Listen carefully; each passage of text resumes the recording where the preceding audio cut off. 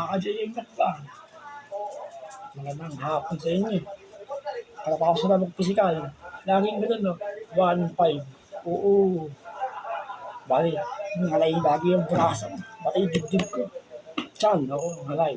Sama ko na yung paa. Meron din akong leg exercise. Mga 5 minutes na video. Nakanda na lagi yung mga protein ko. Itlog, gatas. Ayun, gatas. May mangga.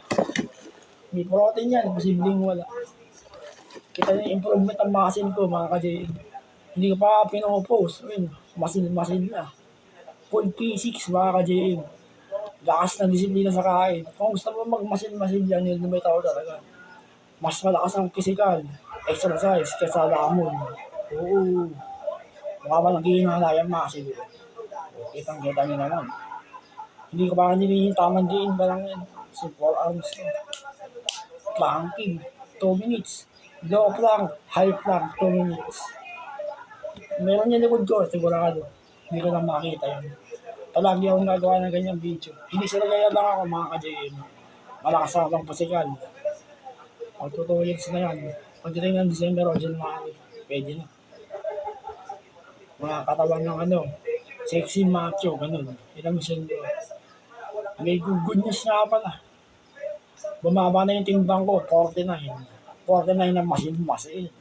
Bumaba ng gihinala yan. Oh. Yun ang aking mission, mga ka-JM. Dapat meron kayong inspirasyon. Parang ganahan kayo. Tapos, magkape muna kayo. Para yung energy nyo, full. Pag mag-exercise. Oh.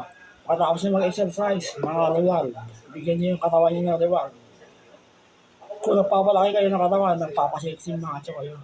Konti ang lamon, exercise ng malakas. Kasi ako ganun. Walang anong biro. Mukha ba nag-iinala yan, makasip eh. Oh, kita nyo. Hindi ka pa dinidiin yan, pero matigas eh. Tatlo yan, no? Ayan, no? Sa gitna, sa baba. Ayos. Oh, may 3 minutes pa. Tsaka iwas-iwasan niyo yung mga kain ng mga baboy. Mamamatay kayo. Utak ang titirahin sa inyo. Pagpatakan kayo ng ugat sa utak, sa puso. Makatakihin kayo. Ito mga healthy foods. Ganun. Protein. Oh. 3 minutes, sige, pwede na yan. Tapos na. Oh.